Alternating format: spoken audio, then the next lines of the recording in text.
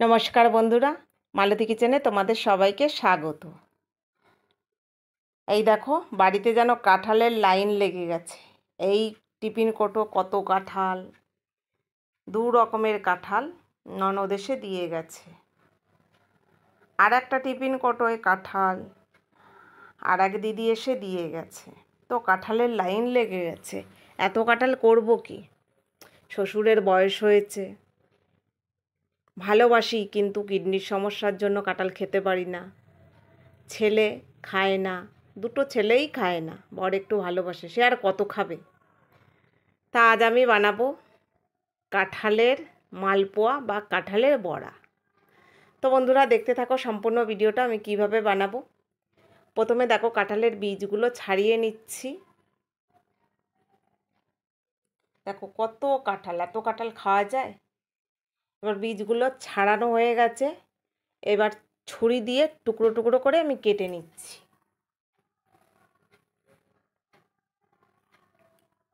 এবার প্রত্যেকটা কাঁঠাল এরকম ছুরি দিয়ে আমি কেটে নিয়ে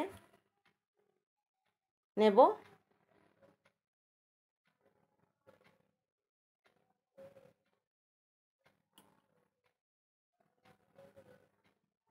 কাঁঠালটা বেশ, যাকে বলে খাজা কাঁঠাল।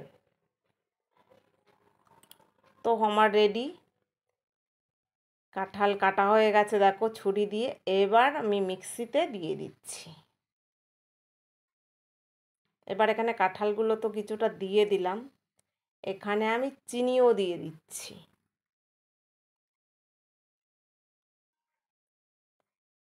বেশ বড় 2 হাতা চামচ চিনি দিয়ে দিলাম। এবার এটা ঘুরিয়ে নিয়েছি।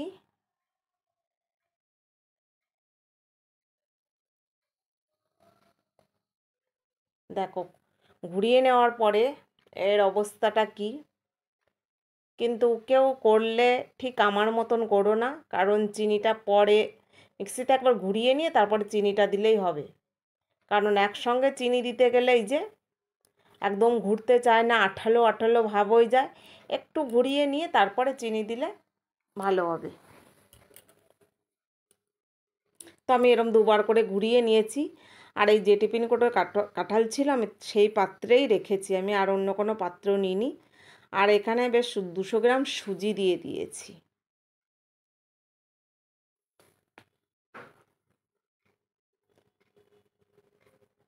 এবার সুজিটা ভালো করে ফেটিয়ে নেব কাঁঠালের সঙ্গে। দেখো কাঁঠালের গন্ধে মশা উঠছে। হালকা করে একটু নুন দিলাম। যে কোনো মিষ্টি খাবার বানাতে গেলে যে 1 চিমটি নুন দেওয়া যায় না, তার টেস্টটাই বেড়ে যায়।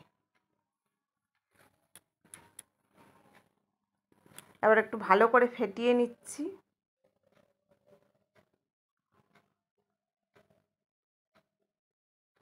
এবার যতটা চিনি দিয়েছি আমি ততটাই আবার ময়দা দিচ্ছি, ওই হাতায় করে বা চামচ। এবার এটাকে দিয়ে ভালো করে আরেকবার একটু ফেটিয়ে নেব।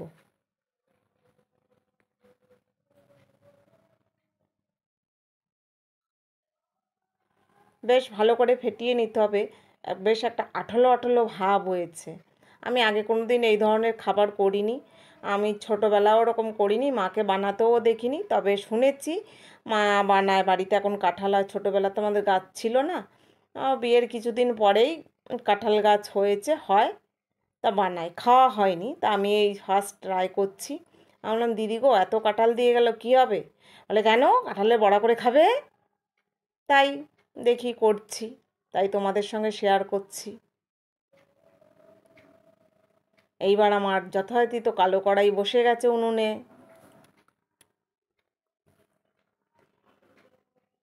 এবার এক এক হাতা আমি এখানে দিয়ে দিচ্ছি।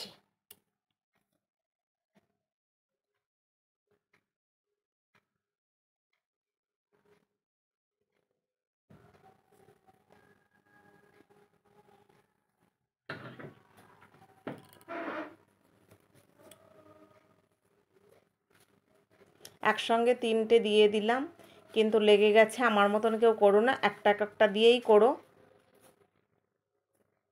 এই যে লেগে লেগে যাচ্ছে, আর খুব নরম, বুঝতেই পারছো।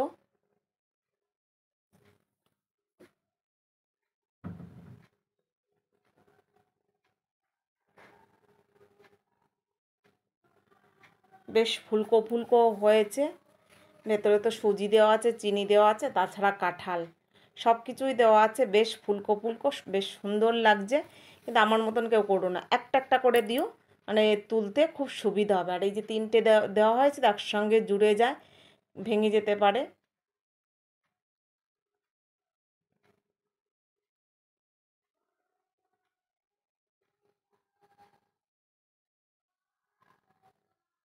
এবার আমি একটা একটা করেই করছি। অনেকগুলো ভাজা হয়ে গেছে, দেখো।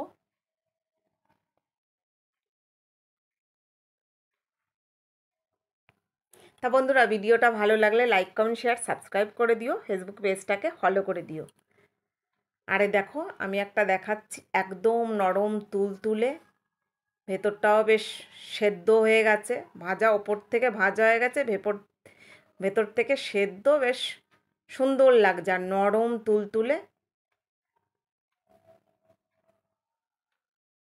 আজকের জন্য ধন্যবাদ।